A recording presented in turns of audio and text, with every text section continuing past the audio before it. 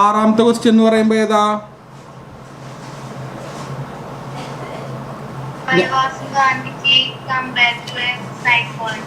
Okay, why was Gandhiji compared to a psychologist. അപ്പോൾ പ്രിയ വിദ്യാർത്ഥികൾക്ക് ഒരിക്കൽ കൂടി നമ്മുടെ ഗൂഗിൾ മീറ്റ് ക്ലാസ്സിലേക്ക് സ്വാഗതം. അപ്പോൾ നമ്മുടെ കഴിഞ്ഞ ക്വസ്റ്റ്യൻ ഒരു വിദ്യാർത്ഥിനി പറഞ്ഞതനുസരിച്ച് why was Gandhiji compared to a psychologist ആയിരുന്നു നമ്മൾ അവസാനം എഴുതിയ ചോദ്യം. നമുക്ക് ഇനി അടുത്ത ചോദ്യത്തിലേക്ക് പോകാം. എല്ലാവരും പുസ്തകവും പാനൊക്കെ കൈ പിടിച്ചിരിക്കണമെന്ന് പ്രതീക്ഷിക്കുന്നു. പിന്നെ ആരെങ്കിലും പുതിയതായിട്ട് വരികയാണെങ്കിൽ അറ്റൻഡൻസ് സാറിനോട് പറയാൻ ഓർമ്മിപ്പിക്കണം. അറ്റൻഡൻസ് കറക്റ്റ് ആവണം എന്നുള്ളത് നിർബന്ധമുള്ള കാര്യമാണ്. ആരെങ്കിലും പുതിയതായിട്ട് വരികയാണെങ്കിൽ സാറിൻ്റെ അടുത്തത് ഓർമ്മിപ്പിച്ചോളാം. ഓക്കെ, അപ്പോൾ ഡിയർ സ്റ്റുഡൻസ്, നമ്മൾ അടുത്ത ക്വസ്റ്റ്യൻ എഴുതാൻ പോവാണ്. നമുക്ക് അടുത്ത ക്വസ്റ്റ്യൻ എഴുതിയെടുക്കാം. വാട്ട് അക്കോർഡിംഗ് ടു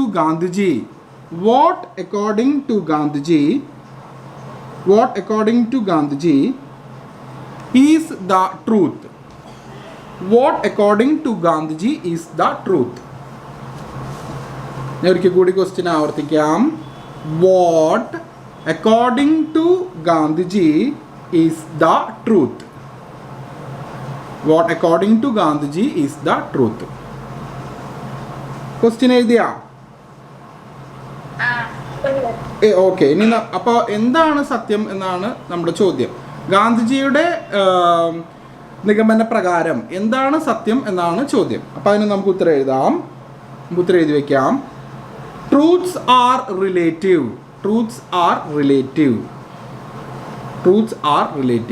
റിലേറ്റീവ് എന്ന് വെച്ച് കഴിഞ്ഞാൽ ആപേക്ഷികം. റിലേറ്റീവ് എന്ന വാക്കിൻ്റെ അർത്ഥം അതിൻ്റെ മുകളിൽ തന്നെ എഴുതി വെച്ചോളൂ. ആപേക്ഷികം എന്നാണ് അർത്ഥം വരുന്നത്. ഇപ്പോൾ ആരോ ഒരാൾ ജോയിൻ ചെയ്തല്ലോ, അദ്ദേഹത്തിൻ്റെ പേരെന്താ? ഒരാളിപ്പോൾ ജോയിൻ ചെയ്തല്ലോ, അറ്റൻഡൻസ് എടുക്കാൻ വേണ്ടിയിട്ടാണ് കേട്ടോ. അമീൻ കെ എച്ച് അല്ലേ? ഏതാ നമ്മൾ? അമീൻ OFE ആണോ? OFE. ഓക്കെ. അപ്പോൾ നമ്മൾ റിലേറ്റീവ് എന്ന വാക്കിൻ്റെ അർത്ഥമല്ലേ നമ്മളിപ്പോൾ എഴുതിയത്? റിലേറ്റീവ് എന്ന വാക്കിൻ്റെ അർത്ഥം ആപേക്ഷികം എന്നാണ് അല്ലേ? അത് എഴുതിയില്ലേ? ഓക്കെ, ട്രൂത്ത്സ് ആർ റിലേറ്റീവ് എന്നാണ് നമ്മൾ ഉത്തരത്തിൽ തുടക്കം എഴുതിയത്. അതായത് സത്യങ്ങൾ ആപേക്ഷികമാണെന്ന്, ഒരു വ്യക്തിക്ക് സത്യമാണെന്ന് തോന്നുന്നത് മറ്റൊരാൾക്ക് സത്യമാകണമെന്നില്ല എന്നാണ് ട്രൂത്ത്സ് ആർ റിലേറ്റീവ് എന്ന വാക്കിൻ്റെ അർത്ഥം വരുന്നത് കേട്ടോ. ഇനി നമുക്ക് ആ സെൻറ്റൻസിൻ്റെ കണ്ടിന്യൂഷൻ തുടർച്ച എഴുതാം. Truths are relative and absolute truth. എഴുതിക്കോളൂ കേട്ടോ. ട്രൂത്ത്സ് ആർ റിലേറ്റീവ് കഴിഞ്ഞിട്ട് ആൻഡ് ആബ്സല്യൂട്ട് ട്രൂത്ത്. ആരും ലെഫ്റ്റായി പോകരുത്, എല്ലാവരും അറ്റൻഡൻസ് ഞാനിവിടെ രജിസ്റ്റർ ചെയ്തുകൊണ്ടിരിക്കുകയാണ്.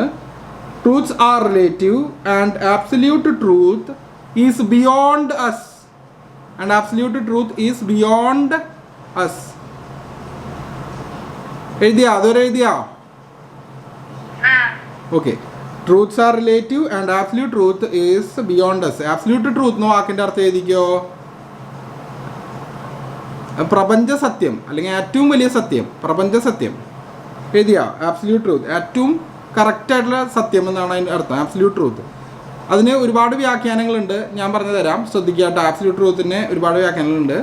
അതായത് എന്താണ് സത്യം, അതായത് നമ്മുടെ എക്സിസ്റ്റൻസിൻ്റെ അർത്ഥം എന്താണ് എന്നൊക്കെ സൂചിപ്പിക്കുന്ന ഒരു വലിയ സത്യം. അതാണ് പരമമായ സത്യം. ആബ്സല്യൂട്ട് ട്രൂത്ത് എന്ന് വെച്ച് കഴിഞ്ഞാൽ പരമമായ സത്യം എന്നാണ് വാക്കിൻ്റെ അർത്ഥം. ഉദാഹരണത്തിന് നമുക്ക് ജീവിതത്തെക്കുറിച്ചും ജീവനെക്കുറിച്ചൊക്കെ വളരെ ആക്യുറേറ്റ് ആയിട്ട് അറിയാവുന്ന ഒരു അവസ്ഥ, അതിനാണ് ആബ്സല്യൂട്ട് ട്രൂത്ത് അല്ലെങ്കിൽ പരമമായ സത്യം എന്ന് പറയുന്നത്. ആ പരമമായ സത്യം നമുക്ക് കണ്ടെത്താൻ സാധിക്കുന്നതല്ല അല്ലേ? നമുക്കറിയില്ലേ നമ്മളൊരു 50 വർഷം മുൻപ് എവിടെയായിരുന്നു എന്ന്, ഇനി ഒരു 100 വർഷത്തിന് ശേഷം എവിടെയാകുമെന്നൊന്നും നമുക്കറിയില്ല. അതിനിടയിൽ നമുക്കൊരു ജന്മം കിട്ടി, നമ്മൾ ജീവിച്ചു പോകുന്നു. മരണം വരെ നമ്മൾ ജനിച്ചതുകൊണ്ട് ഈ ജീവിതത്തിൽ ആവശ്യമുള്ള കാര്യങ്ങൾ നേടിക്കൊണ്ട് മുന്നോട്ട് നമ്മൾ പോകുന്നു. അത്രയും നമുക്കറിയുള്ളൂ. അതുകൊണ്ടാണ് ഇവിടെ പറയുന്നത് ട്രൂത്ത്സ് ആർ റിലേറ്റീവ്. ആദ്യം പറഞ്ഞത് എന്താ? ട്രൂത്ത്സ് ആർ റിലേറ്റീവ്, അതായത് ആപേക്ഷികമാണെന്ന്. ഒരാൾക്ക് സത്യം മറ്റൊരാൾ സത്യമായിരിക്കണമെന്നില്ല. ഒരാൾക്ക് സത്യമെന്ന് തോന്നുന്നു മറ്റൊരാൾക്ക് സത്യമെന്ന് തോന്നണമെന്നില്ല എന്നാണ് അതിൻ്റെ അർത്ഥം. And absolute truth is beyond us എന്ന് പറയണേ. അതായത് പരമമായ സത്യം നമുക്ക് ബുദ്ധി കൊണ്ട് കണ്ടെത്താൻ കഴിയില്ല എന്നാണ് പറയുന്നത്. അതിൽ ഇങ്ങനെ ഒരു കാര്യമുണ്ട്, അതായത് നമുക്ക് കുറേ കാര്യങ്ങൾ നമ്മുടെ തലച്ചോറ് ഉപയോഗിച്ച് കണ്ടെത്താൻ സാധിക്കും. അല്ലെങ്കിൽ ഒരു സേയിങ് പോലെ ഒരു സംഭവം ഉണ്ട്, അതായത് there are many things that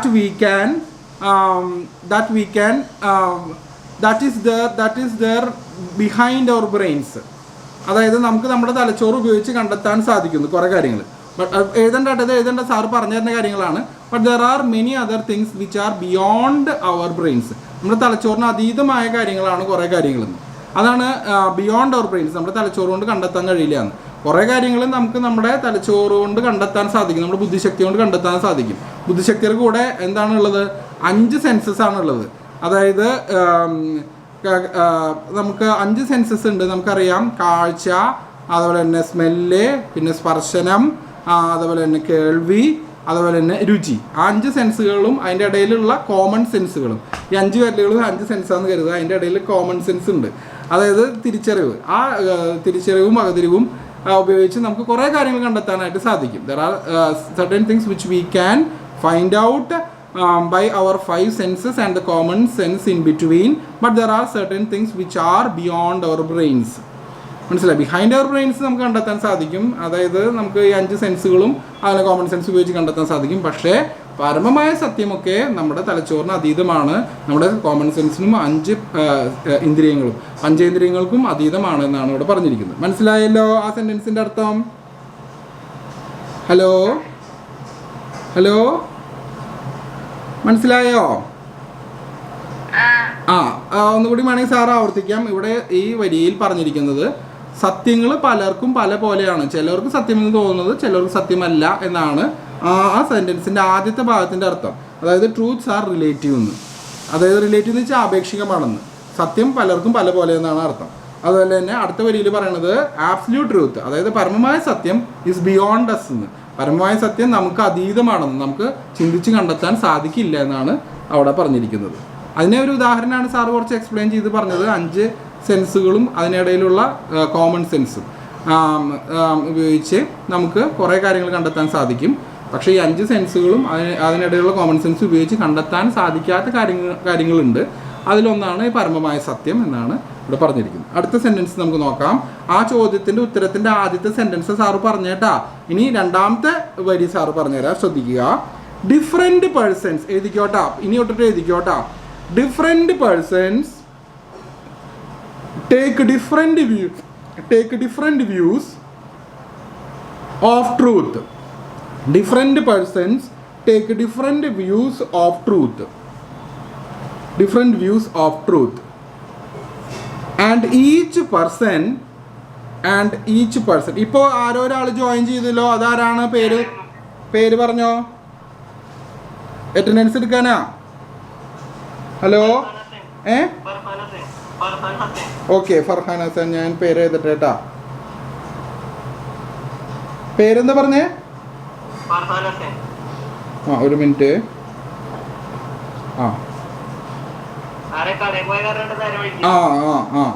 Farhan Hasan ഞാൻ മാർക്ക് ചെയ്തിട്ടുണ്ട് കേട്ടോ. ഓക്കെ, കടയിലൊക്കെ പോകുമ്പോൾ സൂക്ഷിച്ചോളോ, 2 മാസ്ക് ഇട്ടോളോ കേട്ടോ. അല്ലെങ്കിൽ അപകടം പിടിച്ച കാലഘട്ടം ആയതുകൊണ്ട് എപ്പോഴും ഒരു ശ്രദ്ധയും ഏകാഗ്രത നിറഞ്ഞ ജാഗ്രതയും വേണം കേട്ടോ. ഓക്കെ, ഇനി ഞാൻ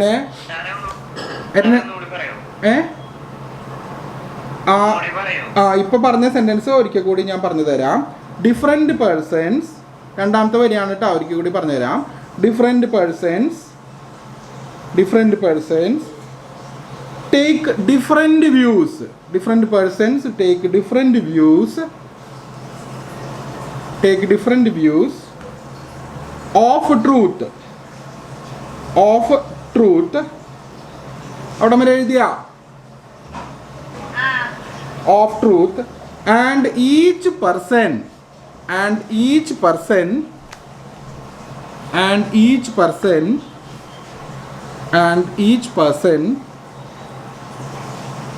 is powerfully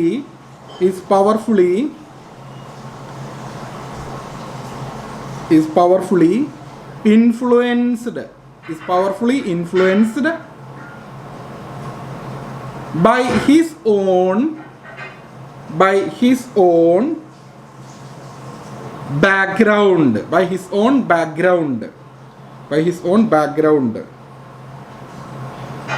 comma, training, training and impulses training and impulses. Training and impulses. അവിടെ വരെ എഴുതിയാ? ഓക്കെ, ഞാൻ ആ സെൻറ്റൻസ് ഒരിക്കൽ കൂടി പറയാം. എഴുതി തീരാത്തവർക്ക് അപ്പോൾ ഒന്നും കൂടിയും അത് എഴുതാം. ഞാൻ ഒരിക്കൽ കൂടി സെൻറ്റൻസ് പറയാം. Different persons take different views of truth and each person is powerfully influenced by his own background. കോമയിട്ടിട്ട് training and impulses. Training and impulses full stop എടുക്കുക. അവിടെ വരെ എഴുതിയില്ലേ? ഓക്കെ, ഇനി അടുത്ത വരി എഴുതിക്കോളൂ. ഗാന്ധി ബിലീവ്ഡ്. നേരത്തെ നമ്മൾ എഴുതിയ സെൻറ്റൻസിൻ്റെ അർത്ഥം സാറൊന്ന് പറഞ്ഞുതരാം കേട്ടോ. പല ആളുകളും പല സാഹചര്യത്തിൽ വളർന്നു വലുതായ ആളുകളാണ്. അപ്പോൾ അവർക്കൊക്കെ സത്യത്തിൻ്റെ ആപേക്ഷികതയിൽ വ്യത്യാസം ഉണ്ടാവുന്നു. ഒരാൾക്ക് സത്യമെന്ന് തോന്നാം, മറ്റൊരാൾക്ക് അസത്യമെന്ന് തോന്നാം. അതെന്തുകൊണ്ടാണെന്ന് വെച്ചാൽ അവർ വളർന്നു വന്ന ജീവിത സാഹചര്യങ്ങളും ചുറ്റുപാടുകളും പിന്നെ അവരുടെ ഇമ്പൾസീവ് നേച്ചറും അവരുടെ അതുപോലെ തന്നെ പൈതൃകവും അവരുടെ പാരമ്പര്യവും എന്നാണ് പറയണത്. ഓരോ വ്യക്തികളും വ്യത്യാസമാകുന്നത് പോലെ ആ വ്യക്തികളുടെ ആശയപ്രകാരം സത്യത്തിന് മാറ്റങ്ങൾ സംഭവിക്കാം. ഒരാൾ ആ സത്യം എന്ന് കരുതുന്ന കാര്യം മറ്റൊരാൾക്ക് അസത്യമാകാം എന്നാണ് ഇവിടെ ഈ ഉത്തരത്തിൽ പറഞ്ഞിരിക്കുന്നത് കേട്ടാ. ഇനി അടുത്ത വരി നമുക്ക് എഴുതാം. Gandhi believed. Gandhi believed that truth is Gandhi believed that truth is what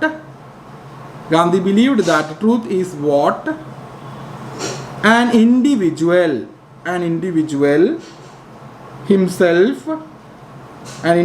himself feels and knows to be true.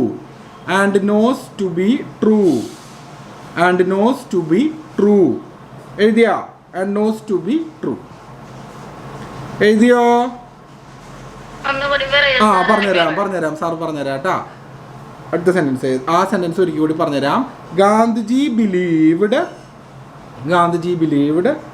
that truth is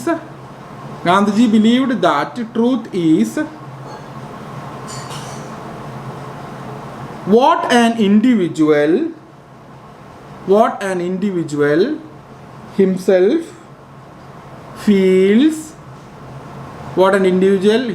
feels and knows to be true. അവിടെ വരെ എഴുതിയാ? ഇനി സാറ് പറയുന്നത് ശ്രദ്ധിച്ചോട്ടാ. ഇപ്പം നമ്മൾ നേരത്തെ പറഞ്ഞില്ലേ, സത്യം ആപേക്ഷികമാണ്. ഒരു വ്യക്തിക്ക് സത്യമെന്ന് തോന്നുന്നത് മറ്റൊരു വ്യക്തിക്ക് സത്യമല്ലാതാകാം. ഒരു വ്യക്തിയുടെ മനസ്സിൽ സത്യവും അസത്യവും തീരുമാനിക്കുന്നത് ആ വ്യക്തി വളർന്നു വന്ന സാഹചര്യങ്ങളും ആ വ്യക്തിയുടെ പാരമ്പര്യവും ആ വ്യക്തിക്കുള്ള ഇമ്പൾസീവ്നെസ്സും പെട്ടെന്ന് പറയാനുള്ള രീതികളും ആ വ്യക്തിയുടെ ചുറ്റുപാടുകളും ഒക്കെയാണ് ഒരു വ്യക്തിക്ക് സത്യവും അസത്യവും ആയിട്ടുള്ള സത്യവും അസത്യവും എന്ന് വേർതിരിവ് കണ്ടെത്താൻ സഹായിക്കുന്നത്. അതായത് ഒരു വ്യക്തിക്ക് സത്യമെന്ന് തോന്നുന്നത് മറ്റൊരാൾക്ക് സത്യമല്ലാതാകാം എന്നാണ് അവിടെ പറഞ്ഞു വരുന്നത്. ആ സത്യമല്ലാതാകാവുന്നതിൻ്റെ കാരണങ്ങളാണ് പറയണത്. സത്യം ഓരോ വ്യക്തിയിൽ നിന്നും ചിലപ്പോൾ മാറാനുള്ള സാധ്യതകൾ കാരണമാണ് പറയണത്. ഓരോ വ്യക്തിയും പല ചുറ്റുപാടുകളിലും പല ഫാമിലിയിലും പല സ്ഥലങ്ങളിലും ഒക്കെ ജനിച്ച ആളുകളായിരിക്കാം. അപ്പോൾ അതുകൊണ്ട് അവർക്ക് അതനുസരിച്ച് മാറ്റങ്ങൾ അവരുടെ ചിന്താ പ്രക്രിയയിൽ ഉണ്ടാകാം. അതുകൊണ്ട് അവർ തീരുമാനിക്കുമ്പോൾ ചിലപ്പോൾ ഒരാൾക്ക് സത്യമെന്ന് തോന്നുന്നു, മറ്റൊരാൾക്ക് അസത്യമായിട്ട് മാറാം. ഉദാഹരണത്തിന് സാറ് പറയാം, സാറിപ്പോൾ ഇന്ത്യയിൽ ഇവിടെ ഇരുന്ന് കേരളത്തിലിരുന്ന് സാറിപ്പോൾ പറയുന്നു ഇവിടെ ഡേ ആണ് എന്ന് പറയുകയാണ്, ഇവിടെ പകലാണ് എന്ന് പറയാണ്. പക്ഷേ ഇതേ സമയം തന്നെ അമേരിക്കയിലിരിക്കുന്ന ഒരാൾ അയാൾക്ക് ഒരിക്കലും ഈ സമയത്ത് ഡേ അല്ലെ അഥവാ പകലാണെന്ന് പറയാൻ പറ്റില്ല. പറ്റുമോ? അവിടെ ഇപ്പോൾ രാത്രിയല്ലേ, ഭൂമി ഉരുണ്ടിരിക്കുന്നത് കൊണ്ട്. അപ്പോൾ സാറ് ഇവിടെ ഇരുന്ന് പറയണത് ഇവിടെ ഇപ്പോൾ ഇത് പകലാണെന്ന് പറയുമ്പോൾ അത് സത്യമാണ്. പക്ഷെ അമേരിക്കയിലിരിക്കുന്ന വേറൊരാൾക്കോ അത് സത്യമല്ല. അതുകൊണ്ടാണ് അത് ചെറിയൊരു ഉദാഹരണം സത്യത്തിൻ്റെ ആപേക്ഷികതയെക്കുറിച്ച് സാറ് പറഞ്ഞതേ ഉള്ളൂ. അത് മനസ്സിലായോ? ഓക്കെ. അപ്പോൾ അത് തന്നെയാണ് ഗാന്ധിജി ഇവിടെ സത്യത്തെക്കുറിച്ച് പറഞ്ഞത്. വ്യക്തികൾക്കനുസരിച്ച് സത്യം മാറണമെന്നില്ല, മാറാനുള്ള സാധ്യത ഉണ്ടെന്നാണ് ഗാന്ധിജി അവിടെ പറഞ്ഞത്. ഇനി നമുക്ക് അടുത്ത ക്വസ്റ്റ്യൻ നോക്കാം. അതിൻ്റെ ഉത്തരം കഴിഞ്ഞു കേട്ടാ. ഇനി നമുക്ക് അടുത്ത ക്വസ്റ്റ്യൻ നോക്കാം. How did Gandhiji influence the people of India? How did Gandhiji influence the people of India? ഒരിക്കൽ കൂടി ആവർത്തിക്കാം. How did Gandhiji influence the people of India? എങ്ങനെയാണ് ഗാന്ധിജി ഇന്ത്യൻ സമൂഹത്തെ, ഇന്ത്യൻ ജനതയെ സ്വാധീനിച്ചത് എന്നാണ് ചോദ്യം കേട്ടാ. How did Gandhiji influence the people of India? Indian ജനതയെ എങ്ങനെയാണ് ഗാന്ധിജി സ്വാധീനിച്ചത് എന്നാണ് ചോദ്യം വരുന്നത്. എഴുതിയ ഇത്തരം ചോദ്യങ്ങൾ നമ്മുടെ ക്വസ്റ്റ്യൻ പേപ്പറിൽ വരൂ കേട്ടാ. ചിലപ്പോൾ 3 മാർക്കായിരിക്കാം, ചിലപ്പോൾ 4 മാർക്കായിരിക്കാം. 4 മാർക്കിനോ അല്ലെങ്കിൽ 3 മാർക്കിനൊക്കെ ചോദിക്കാം കേട്ടാ. മനസ്സിലായ? അതുകൊണ്ടാണ് സാർ ഈ ചോദ്യങ്ങൾ ഇങ്ങനെ ആവർത്തിച്ച് പറഞ്ഞു തരുന്നത്. ഈ ചോദ്യങ്ങൾക്കുള്ള പ്രസക്തി അതാണ്. ക്വസ്റ്റ്യൻ പേപ്പറിൽ ചോദ്യം ഉണ്ടാവും. പിന്നെ ഒരു കാര്യം പ്രത്യേകം ശ്രദ്ധിച്ചോ പ്രിയ വിദ്യാർത്ഥികൾ, നമ്മുടെ ഫോക്കസ് പോയിന്റിൽ 8 പാഠങ്ങളുള്ളൂ. അതിൽ പ്രധാനപ്പെട്ട പാഠങ്ങളിൽ, ഫോക്കസ് പോയിന്റിൽ പ്രധാനപ്പെട്ട പാഠങ്ങളിൽ ഒന്നാണ് നമ്മുടെ ഗാന്ധിജിയുടെ പാഠം. മനസ്സിലായോ? ഗാന്ധിജിയുടെ പാഠത്തിന് പ്രാധാന്യം ഉണ്ടെന്ന് ഫോക്കസ് പോയിന്റിൽ, കൂടുതൽ പ്രാധാന്യം. അപ്പോൾ അതിൽ നമുക്കൊരു ചോദ്യം കോമൺ ആയിട്ട് വരും. എല്ലാ കൊല്ലം ആ ക്വസ്റ്റ്യൻ, എല്ലാ കൊല്ലല്ലെങ്കിലും ഒന്നരാടം കൊല്ലങ്ങളിൽ ഒരു ചോദ്യം ഇങ്ങനെ ആവർത്തിക്കും. റൈറ്റ് പ്രൊഫൈൽ അബൌട്ട് മഹാത്മാഗാന്ധിജി എന്ന് പറഞ്ഞിട്ടേ ഒരു ചോദ്യം ഉണ്ടാവാറുണ്ട്. പ്രൊഫൈൽ എഴുതേണ്ട വിദ്യ മാഷ് പാറ്റേൺ ക്വസ്റ്റ്യൻസിൽ ഇട്ടിട്ടുണ്ട് കേട്ടോ. പാറ്റേൺ ക്വസ്റ്റ്യൻസില്ലേ, ഓൺലൈൻ ക്ലാസ്സിലെ പാറ്റേൺ ക്വസ്റ്റ്യനെ, അതിലെ യൂട്യൂബ് ചാനലിൽ പ്രൊഫൈൽ എഴുതാനുള്ള രീതി മാഷ് ഇട്ടിട്ടുണ്ട് കേട്ടോ. അത് വളരെ ഇമ്പോർട്ടൻ്റ് ആയിട്ടാ. മാഷ് വീണ്ടും ആവർത്തിച്ച് പറയണു. ആ most important pattern questions first ഇയറും സെക്കൻഡ് ഇയറും ആവർത്തിക്കും. ഫസ്റ്റ് ഇയറും നമുക്കത് പഠിക്കണം, സെക്കൻഡ് ഇയറും പഠിക്കണം. അതിൽ നിന്നാണ് 40% ചോദ്യം വരിക. അപ്പോൾ അതിൽ പ്രൊഫൈൽ എന്ന് പറഞ്ഞ ചോദ്യമുണ്ട്. ആ പ്രൊഫൈൽ എന്ന് പറഞ്ഞ ചോദ്യം ഗാന്ധിയെക്കുറിച്ച് ചോദിക്കുക. അപ്പോൾ ഈ പാഠത്തിൽ നിന്നും കൂടിയുള്ള ഒരു പാറ്റേൺ ക്വസ്റ്റ്യനാണ് അത്. അതിന് വളരെ പ്രസക്തിയുള്ള ചോദ്യമാണ്. ചിലപ്പോൾ 6 മാർക്കിന് ചോദിക്കും, ചിലപ്പോൾ 4 മാർക്കിനെ ചോദിക്കുള്ളൂ. ആ പ്രൊഫൈൽ എന്ന് പറഞ്ഞ ചോദ്യം വളരെ റയറായിട്ട് ചിലപ്പോൾ 8 മാർക്കിന് വരെ ചോദിച്ചേക്കാവുന്ന ക്വസ്റ്റ്യനാണ് write a profile about Mahatma Gandhiji. മനസ്സിലായല്ലോ? ഓക്കെ, അത് ഇട്ടുതരാട്ടാ സാർ ഇട്ടുതരാട്ടാ. അത് സാർ ഇംഗ്ലീഷിൻ്റെ കോമൺ ഗ്രൂപ്പിലിട്ടാം കേട്ടാ. കോമൺ ഗ്രൂപ്പിലിട്ടാൽ മതിയില്ലേ? അപ്പോൾ അതൊന്നും എടുത്തോളില്ലേ? ഓക്കെ. ഇനി അപ്പോൾ സാറ് ചോദ്യം നിർത്തിയത് how did Gandhiji influence people of India? Gandhiji എങ്ങനെ ഇന്ത്യൻ സമൂഹത്തെ സ്വാധീനിച്ചത് എന്നാണ് ചോദ്യം. അപ്പോൾ അതിൻ്റെ ഉത്തരം നമുക്ക് എഴുതാം. Gandhiji influenced the people of India.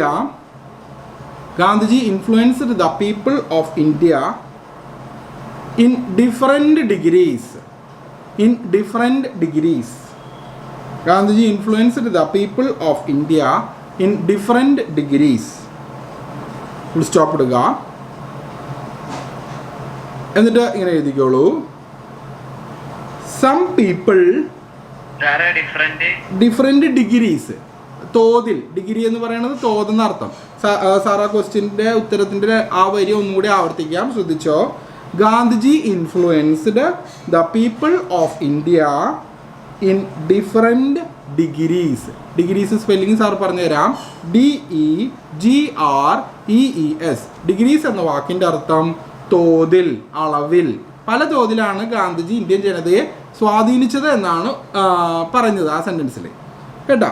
ഇനി നമുക്ക് അതിൻ്റെ അടുത്ത സെൻറ്റൻസ് ഏതാ? ഉത്തരത്തിൻ്റെ തന്നെ രണ്ടാമത്തെ വരിയാണ് നമ്മൾ എഴുതുന്നത്. Some people. എല്ലാവരും എഴുതി കഴിഞ്ഞു പ്രതീക്ഷിക്കുന്നു. സാർ അടുത്ത വരിയിലേക്ക് പോട്ടെ. അടുത്ത വരിയിൽ ആ സെൻറ്റൻസ് ഒന്നുകൂടിയും പറയാം. Gandhiji influenced the people of India in different degrees. എഴുതിയ? ഓക്കെ, അടുത്ത വരിയിലേക്ക് പോവാം. ഡിഗ്രീസ് എന്ന വാക്കിൻ്റെ അർത്ഥം അതിൻ്റെ മുകളിൽ തന്നെ എഴുതി വെച്ചോട്ടാ. ഡിഗ്രീസ് എന്ന് പറയുന്നത് അളവിൽ അഥവാ തോതിൽ എന്നാണ് കേട്ടാ. അടുത്ത വരിയിലേക്ക് നമുക്ക് പോകാം. ശ്രദ്ധിക്കുക. Some people changed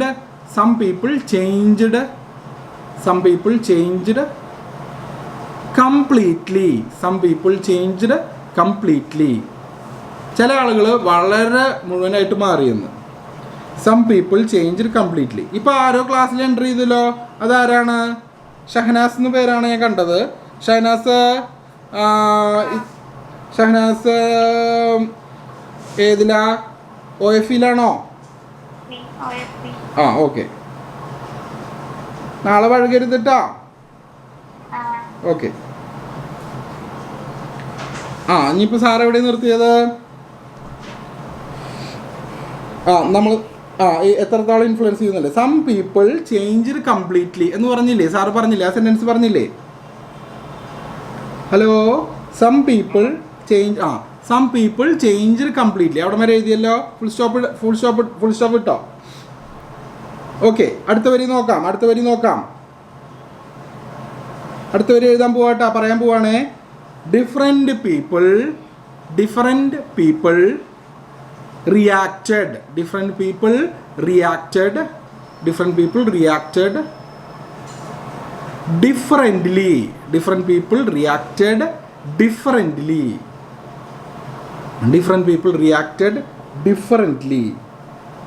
full stop ഇടുക.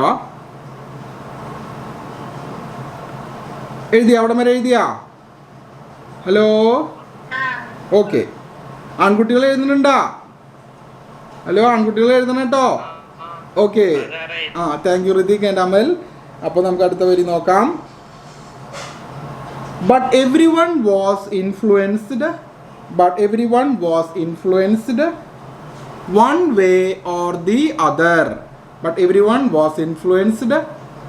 way or the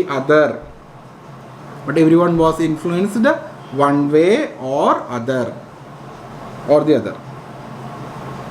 ഇനി ഒന്നുകൂടി പറഞ്ഞുതരാം. ഡിഫറെൻറ്റ് പീപ്പിൾ, അവസാനത്തെ 2 വരികളെ പറഞ്ഞുതരണം കേട്ടോ, ശ്രദ്ധിച്ചോളൂ.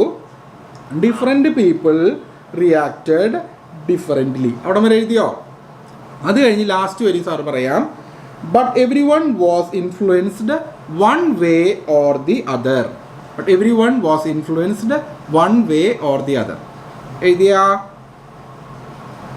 എഴുതിയോ പ്രിയ വിദ്യാർത്ഥികൾ? എഴുതിയോ?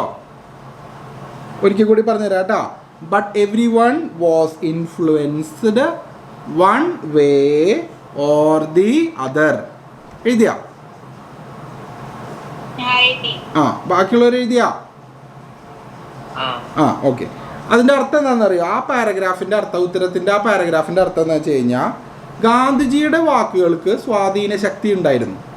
നമ്മളെപ്പോഴും ശ്രദ്ധിക്കേണ്ടത് എന്താണെന്നറിയോ?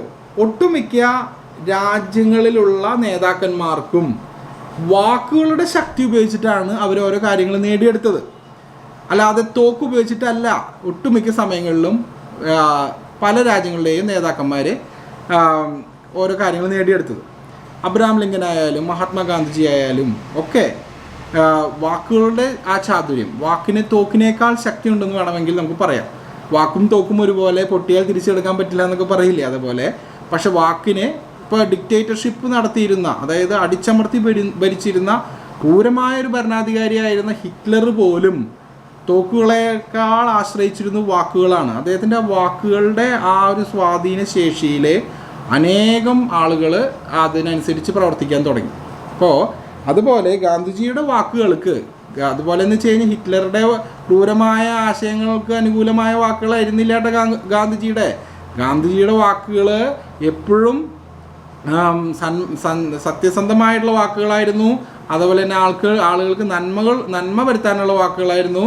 അല്ലാതെ ഹിറ്റ്ലറിനെ പോലെ അടിച്ചമർത്തുന്ന ഒരു ഭരണം നിക്ഷേപിക്കാനുള്ള, അല്ലെങ്കിൽ അത് തുടങ്ങാനോ തുടർച്ചയായിട്ട് കൊണ്ടുപോകാനുള്ള ഒരു ആശയങ്ങളായിരുന്നില്ല ഗാന്ധിജിയുടെ വാക്കുകളിൽ നന്മ മാത്രമേ ഉണ്ടായിരുന്നുള്ളൂ. അപ്പോൾ ഗാന്ധിജിയുടെ വാക്കുകൾ പലരെയും സ്വാധീനിച്ചു. ഞാൻ പറഞ്ഞല്ലോ, വലിയ വലിയ രാജാക്കന്മാരുടെ വാക്കുകൾ ഓരോ രാജ്യങ്ങളെ സ്വാധീനിച്ചിരുന്നതിനേക്കാൾ ശക്തമായ രീതിയിലൊക്കെ വേണമെങ്കിൽ അങ്ങനെയും പറയാം. ഗാന്ധിജിയുടെ വാക്കുകൾ വളരെയധികം ഇന്ത്യയെ സ്വാധീനിച്ചു, ഇന്ത്യൻ ജനതയെ സ്വാധീനിച്ചു.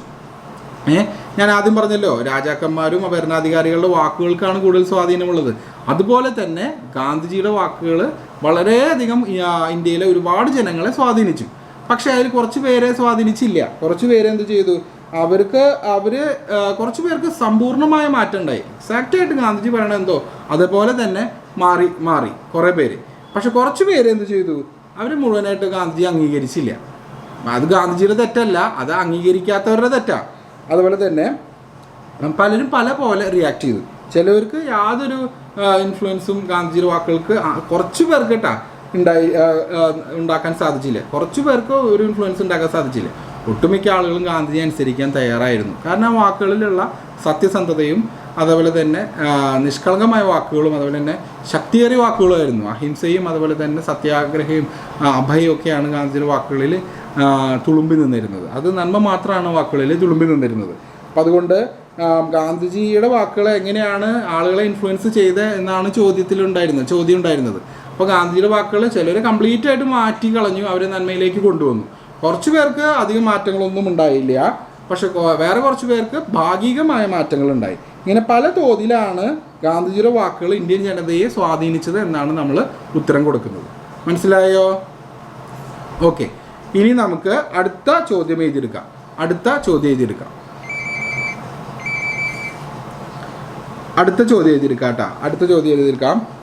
വാട്ട് വാസ് അടുത്ത ക്വസ്റ്റ്യൻ എഴുതിയെടുത്തോളൂ. What was the twofold action? What was the twofold action involved in? What was the twofold action involved in Gandhiji's exhortation?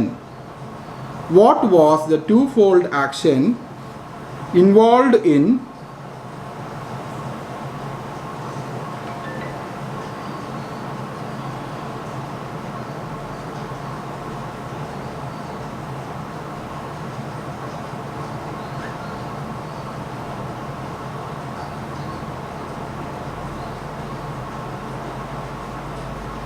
പെട്ടെന്ന് റേഞ്ച് കട്ടായി പോയതാട്ടാ. ഒരാൾ വിളിച്ചു, എൻ്റെ ഇടയിൽ ഫോൺ വിളിച്ചു, അപ്പോൾ റേഞ്ച് കട്ടായി പോയതാട്ടാ. പിന്നെ ഒരു കാര്യം ഉണ്ട് കേട്ടാ, വിദ്യാർത്ഥികൾ ഒരു കാരണവശാലും നിങ്ങൾക്ക് കയറാൻ പറ്റിയില്ലെങ്കിലും ആ സമയത്ത് തന്നെ ഫോൺ വിളിക്കരുത് കേട്ടാ. നിങ്ങൾ ആ ലിങ്കിൽ ഒന്നുകൂടി ക്ലിക്ക് ചെയ്താൽ മതി. സാർ ഇടുന്ന ലിങ്ക് ഇല്ലേ, ഗ്രൂപ്പിലിടുന്ന ലിങ്ക്. ഹലോ, കേൾക്കാമോ? ഹലോ, ആ ലിങ്കിലൊന്ന് ക്ലിക്ക് ചെയ്താൽ മതി. അപ്പോൾ നിങ്ങൾക്ക് ഹലോ കേൾക്കാമല്ലോ? അപ്പോൾ ആ ലിങ്കിലൊന്ന് ക്ലിക്ക് ചെയ്താൽ മതി, കയറാൻ പറ്റും കേട്ടോ. കയറാൻ പറ്റാണ്ട് ബുദ്ധിമുട്ട് വരുമ്പോൾ സാറിന് ഫോണിൽ വിളിച്ചാൽ സാർ എടുത്തുകൊണ്ടിരുന്ന ക്ലാസ് ബ്ലോക്ക് ആവും. ഇപ്പോൾ പെട്ടെന്നൊരു കോൾ വന്നു, എവിടെന്നാന്ന് അറിയില്ല, ആരാന്നറിയില്ല. അപ്പോൾ ദയവ് ചെയ്ത് ആ ലിങ്കിലൊന്ന് ക്ലിക്ക് ചെയ്താൽ മതി, നിങ്ങൾക്ക് വേഗം ക്ലാസ്സിലേക്ക് പ്രവേശിക്കാനായിട്ട് സാധിക്കും. ഓക്കെ, മനസ്സിലായല്ലോ? Okay,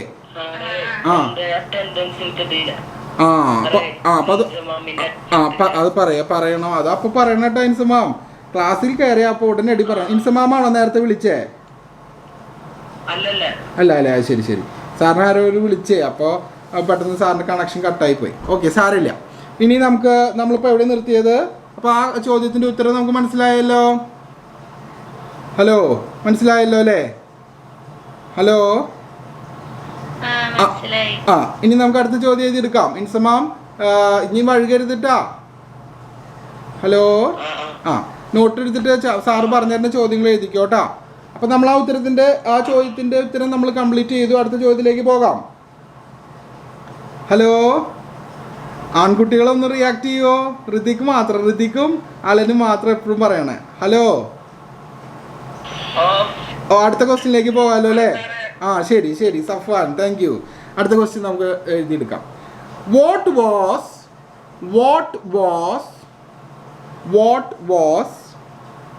the twofold action?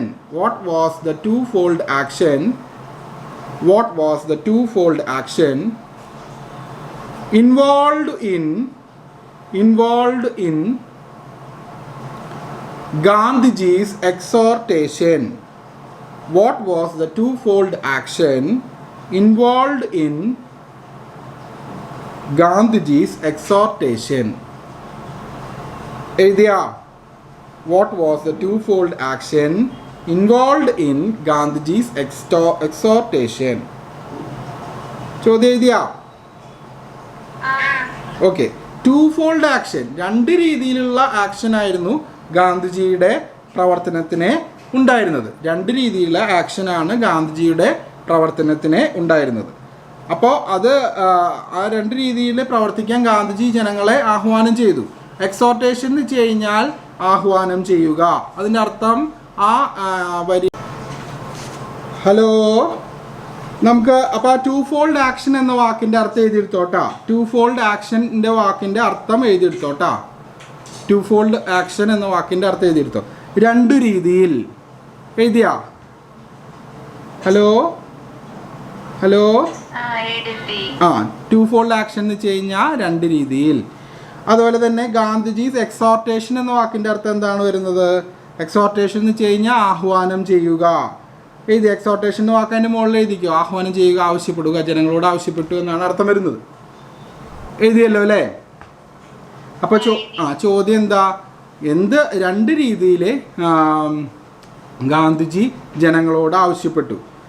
രണ്ട് കാര്യങ്ങളിലായിട്ട് പ്രവർത്തിക്കുക. രണ്ട് രീതിയിൽ. ഇപ്പോൾ നമ്മൾ രണ്ട് പ്രക്രിയകളാണ് ഗാന്ധിജി ജനങ്ങളോട് ആവശ്യപ്പെട്ടത്. അതിൽ രണ്ട് പ്രക്രിയകൾ സാറ് മുൻപ് ക്ലാസ്സിൽ പറഞ്ഞിരുന്നു, ഗൂഗിൾ മീറ്റ് ക്ലാസ്സിൽ തന്നെ പറഞ്ഞിരുന്നു. അതൊന്ന് ഗാന്ധിജി ആവശ്യപ്പെട്ടത് ഇന്ത്യൻ ജനതയോട് ഇന്ത്യൻ സൊസൈറ്റിയിലുള്ള ദുരാചാരങ്ങൾക്കെതിരെ പ്രവർത്തിക്കാനാണ് ഗാന്ധിജി ആവശ്യപ്പെട്ടത്. ഉദാഹരണത്തിന് തൊട്ടുകൂടായ്മ, അതുപോലെ തന്നെ സതി സിസ്റ്റം, അതുപോലെ തന്നെ ജാതി വേർതിരിവ്, ഇതിനൊക്കെ എതിരെയാണ് ഗാന്ധിജി ഇന്ത്യയിലുള്ള ദുരാചാരങ്ങൾക്കെതിരെ. അതൊരു ഫോൾഡ് ആക്ഷൻ. രണ്ടാമത്തെ ഫോൾഡ് ആക്ഷൻ എന്ന് പറയുന്നത് നമ്മുടെ ബ്രിട്ടീഷ് ഭരണത്തിനെ ഓടിപ്പിക്കാൻ, ബ്രിട്ടീഷ് ഭരണത്തെ നമുക്ക് വേണ്ടാതെ തിരസ്കരിക്കാൻ, ഇന്ത്യൻ രാജ്യം സ്വാതന്ത്ര്യത്തിലേക്ക് വരണമെന്നുള്ള രീതിയിൽ പ്രവർത്തിക്കാനാണ് ഇന്ത്യൻ ജനതയെ സ്വാധീനിച്ച് ആഹ്വാനം ചെയ്തത്. അപ്പോൾ രണ്ട് രീതിയിലാണ് ഗാന്ധിജി പ്രവർത്തിച്ചത്. ഇന്ത്യൻ സമൂഹത്തിൽ ഉള്ളിലുണ്ടായിരുന്ന ദുരാചാരങ്ങൾ പുറത്താക്കുവാനും അത് വേണ്ടാതെ ബഹിഷ്കരിക്കുവാനും, ഒപ്പം തന്നെ ബ്രിട്ടീഷ് ഭരണത്തിൻ്റെ പോരായ്മകൾക്കനുസരിച്ച് അവരുടെ ഭരണവും അവസാനിപ്പിക്കാനും. അങ്ങനെ രണ്ട് രീതിയിൽ ഗാന്ധിജി പ്രവർത്തിച്ചു. അപ്പോൾ എങ്ങനെയാണ് രണ്ട് രീതിയിൽ ഗാന്ധിജി പ്രവർത്തിച്ചതെന്നാണ് ചോദ്യം. അതിൻ്റെ ഉത്തരം നമുക്ക് എഴുതിയെടുക്കാം.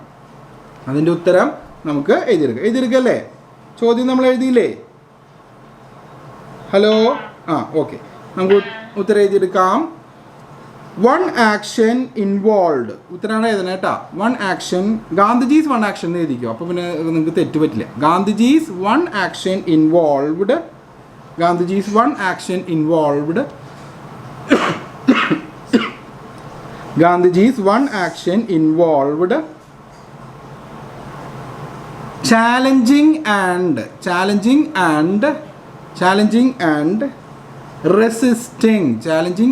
resisting foreign rule. Challenging and resisting foreign rule.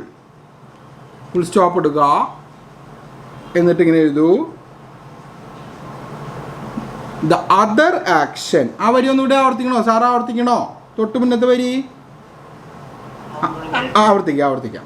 One action. Gandhiji's one action involved challenging and resisting foreign rule. Full stop ഇടുക. എഴുതിയാ? ഒന്നുകൂടിയും പറയാം sir. Gandhiji's one action involved challenging and resisting foreign rule. Full stop ഇടുക. എന്നിട്ട് ഇങ്ങനെ എഴുതൂ. തുടർന്ന് എഴുതൂ. Sir അടുത്ത വരി പറയട്ടെ? അടുത്ത വരി പറയാം. The other action involved fighting against our own social evils like untouchability and untouchability spelling sir പറഞ്ഞു തരാം. UNTOUCHABILITY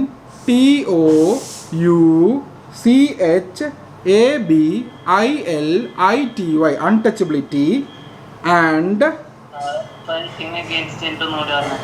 fighting against our own social evils. Fighting against our own social evils like untouchability. എഴുതിയ? Untouchability വരെ എത്തിയ? Untouchability സ്പെല്ലിങ്ങും sir വേണമെങ്കിൽ ഒന്നുകൂടി പറഞ്ഞുതരാം. UNTOUCHABILITY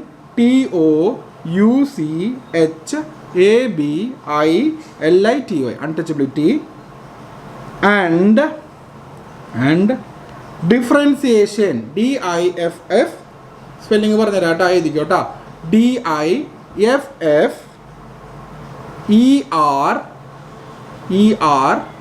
DIFFENTIATION. ഒരിക്കൽ കൂടി ആവർത്തിക്കാം. DIFFERENTIATION. Differentiation of social classes. Differentiation of social classes. എഴുതിയോ? ഡിഫറൻസിയേഷൻ എന്ന് വാക്ക് എഴുതിയാ? ഡിഫറൻസിയേഷൻ ഓഫ് സോഷ്യൽ ക്ലാസ്സസ് എന്ന് എഴുതിയാ? സാറിന് ഡിഫറൻസിയേഷൻ്റെ അർത്ഥം പറഞ്ഞുതരാം കേട്ടോ. ആ ശരി. ഡിഫറൻസിയേഷൻ എന്ന് പറഞ്ഞാൽ വേർതിരിവ്. സമൂഹത്തിൻ്റെ തട്ടുകളിൽ വേർതിരിവ്, ജാതിയും അതൊക്കെ അതിനനുസരിച്ചുള്ള വേർതിരിവ് അക്കാലത്ത് ഇന്ത്യയുടെ ഉള്ളിൽ തന്നെ ഉണ്ടായിരുന്നു. അപ്പോൾ ഡിഫറൻസിയേഷൻ വേർതിരിവ് എഴുതിയാ? അതിൻ്റെ മുകളിൽ തന്നെ അർത്ഥം എഴുതിക്കോ. എഴുതിയാ? എഴുതിയില്ലേ? എല്ലാവരും എഴുതിയില്ലേ? ഓക്കെ. ഇനി സാറിനൊരു ചോദ്യം ചോദിക്കാം. അപ്പോൾ ആ ക്വസ്റ്റിൻ്റെ ഉത്തരം കഴിഞ്ഞു. ഇനി സാറിന് ചോദിക്കാനുള്ളത്, ഇന്ന് ആരെങ്കിലും പുതിയതായിട്ട് വന്നിട്ട് അറ്റൻഡൻസ് മാർക്ക് ചെയ്യാത്തവരാരെങ്കിലും ഉണ്ടെങ്കിൽ പറയണം കേട്ടാ. ഇന്നിപ്പോൾ സാറ് ആബ്സെൻറ്റീസ് ആയ ആൾക്കാരുടെ പേരൊന്ന് പെട്ടെന്ന് പറയും കേട്ടാ. അപ്പോൾ അമീന ആബ്സെൻ്റ് ആണോ ഇന്ന്? ഞാൻ വിളിക്കണത് ക്യാപ്പിലത്തെ കുട്ടികളാണ് കേട്ടാ. അമീന ആബ്സെൻ്റ് ആണോ? അപ്പോൾ അമീന ആബ്സെൻ്റ് മാർക്ക് ചെയ്യാം കേട്ടാ. ആഷിത്ത് വന്നിട്ടില്ലേ? ആഷിത്ത് വന്നിട്ടില്ലേ ക്യാപ്പിലെ? അപ്പോൾ ആഷിത്ത് ആബ്സെൻ്റ് മാർക്ക് ചെയ്യാം കേട്ടാ. പിന്നെ ദിൽഷാദ് ക്യാപ്പിലെ ഇത് ആബ്സെൻ്റ് മാർക്ക് ചെയ്യണേ. ഫാത്തിമത്ത് സന വന്നിട്ടില്ലേ? ആബ്സെൻ്റ് മാർക്ക് ചെയ്തു. ജെനിൽ വന്നിട്ടില്ലേ? ജെനിൽ വന്നിട്ടില്ലേ അല്ലേ? ജെനിൽ ആബ്സെൻ്റ് മാർക്ക് ചെയ്തു. മെഗ്നിൽ വന്നിട്ടില്ലേ? മെഗ്നിൽ ആബ്സെൻ്റ് മാർക്ക് ചെയ്തു. മുഹമ്മദ് സിനാൻ വന്നിട്ടുണ്ടോ? ഇല്ല. മുഹമ്മദ് സിനാൻ മാർക്ക് ചെയ്തു. സൗരവ് വന്നിട്ടുണ്ടോ? സൗരവ് വന്നിട്ടില്ല. അപ്പോൾ ക്യാപ്പിൽ ആബ്സെൻ്റ് ആയ കുട്ടികളെ ഞാൻ ആബ്സെൻ്റ് മാർക്ക് ചെയ്തു കേട്ടോ. ഇനി പ്രസൻ്റ് ആയവർ നേരത്തെ മാർക്ക് ചെയ്തിരുന്നു. ആബ്സെൻ്റ് ആയവർക്ക് പിന്നൂടി മാർക്ക് ചെയ്യണം. അഭിജിത്ത് വന്നിട്ടുണ്ടോ? OIF അഭിജിത്ത് വന്നിട്ടുണ്ടോ? വന്നിട്ടില്ല, മാർക്ക് ചെയ്തു. ശ്രീജ വന്നിട്ടുണ്ടോ? ശ്രീജ PV വന്നിട്ടില്ല, മാർക്ക് ചെയ്തു.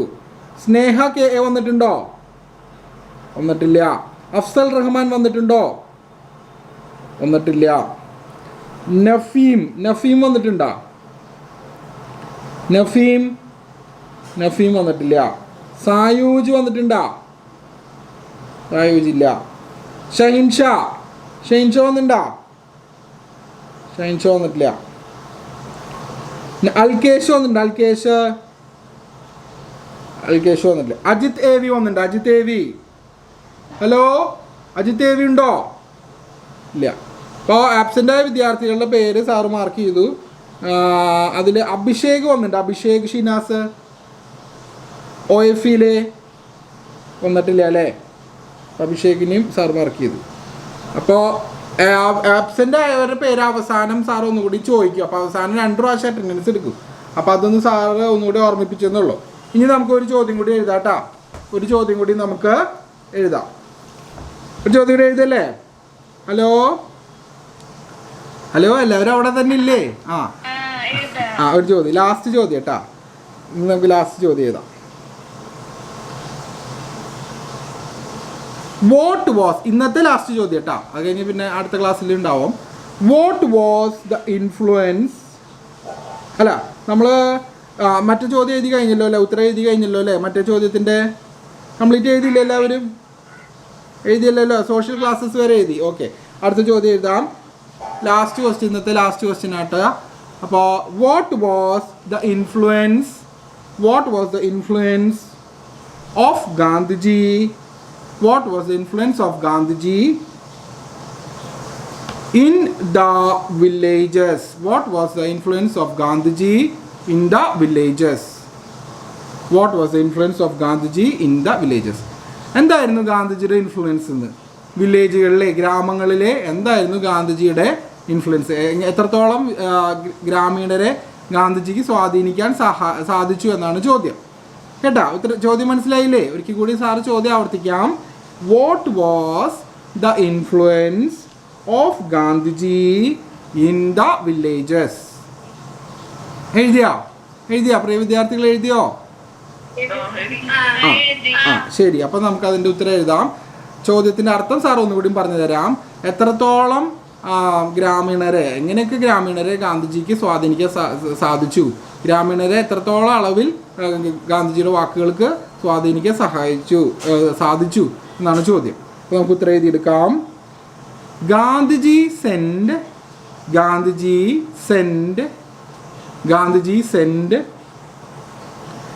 leaders to the villages. Gandhiji sent leaders to the villages.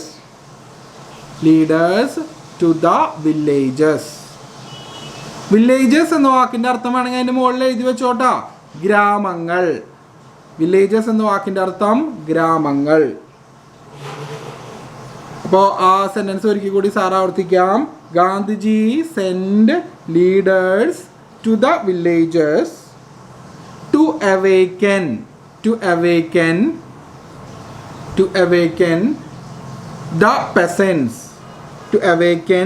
the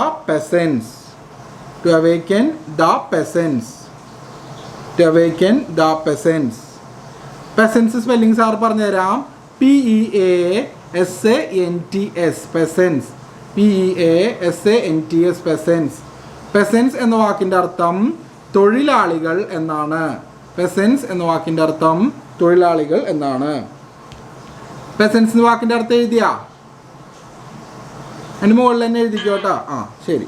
അപ്പോൾ ആ സെൻറ്റൻസിൻ്റെ അർത്ഥം എന്താ? ആ സെൻറ്റൻസ് ഒരിക്കൽ കൂടി സാർ ആവർത്തിക്കാം. Gandhiji send leaders to the villages to awaken the peasants. ഗാന്ധിജിയുടെ വോളണ്ടിയേഴ്സ് ആയിട്ടുള്ള ആളുകളെ, അതായത് ലീഡേഴ്സിനെ, ഗാന്ധിജിയുടെ ആ ഗ്രൂപ്പിലുള്ള ലീഡേഴ്സിനെ ഗ്രാമപ്രദേശങ്ങളിലേക്ക് അയച്ചു. എന്തിനു വേണ്ടി? അവിടെയുള്ള തൊഴിലാളികളെ സമരമുഖത്തേക്ക് കൊണ്ടുവരാൻ, അവരെ ബോധവൽക്കരിക്കാൻ, ബ്രിട്ടീഷ് ഭരണത്തിൻ്റെ ദോഷവശങ്ങളെക്കുറിച്ച് ബോധവൽക്കരിക്കാൻ, അങ്ങനെ അവരെ സമരത്തിലേക്ക് ഉണർത്താൻ ആണ് ഗാന്ധിജി അവിടേക്ക് തൻ്റെ ഗ്രൂപ്പിലുള്ള ലീഡേഴ്സിനെ അങ്ങോട്ട് അയച്ചത് എന്നാണ് പറയുന്നത്. അപ്പോൾ അവിടെ സ്വാധീനിക്കാൻ വേണ്ടി ഗാന്ധിജി തൻ്റെ ഗ്രൂപ്പിലുള്ള ലീഡേഴ്സിനെ അങ്ങോട്ട് അയച്ചു എന്ന് വ്യക്തമാണ്. ഇനി അടുത്ത വരി നമുക്ക് നോക്കാം. ദ പെസൻസ് വേർ, അടുത്ത വരിയാണ് എഴുതണേ കേട്ടോ ആ ഉത്തരത്തിൻ്റെ. ദ പെസൻസ് വേർ, പെസൻസിൻ്റെ അർത്ഥം സാർ നേരത്തെ പറഞ്ഞു. The peasants were shaken up. And shaken up എന്ന് വെച്ചാൽ അവരെ കുലുക്കപ്പെട്ടു, അവരെ തട്ടി വിളിച്ച പോലെ. Shaken up and began to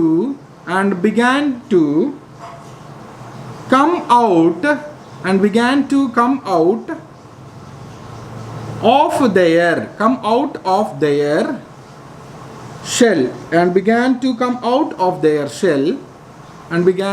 out of their shell shell കഴിഞ്ഞ് ഫുൾ സ്റ്റോപ്പ് കിട്ടും.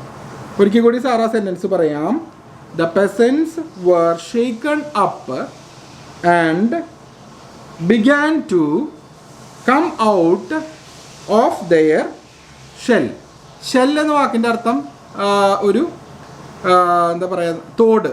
തോട് പൊട്ടിച്ച് ഒരു പക്ഷി കുഞ്ഞ് പറന്നു പോകുന്നത് പോലെ, അല്ലെങ്കിൽ ഉയരങ്ങളിലേക്ക് പറക്കുന്നത് പോലെ ഗ്രാമങ്ങളിലുള്ള തൊഴിലാളികൾ ഗാന്ധിജിയുടെ ലീഡേഴ്സിൻ്റെ വാക്കുകൾ കേട്ട്, ഗാന്ധിജിയുടെ തത്വങ്ങൾ കേട്ട് അവരെ ഉൾവലിഞ്ഞിരിക്കുന്ന പ്രവണതയാണ് അവർക്കുണ്ടായിരുന്നത്.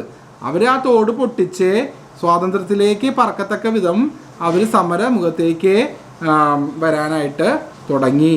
അവർ സമരം ബ്രിട്ടീഷുകാർക്കെതിരെ എടുക്കാനായിട്ട് തുടങ്ങി എന്നാണ് ആ വാക്കുകളുടെ അർത്ഥം. മനസ്സിലായോ?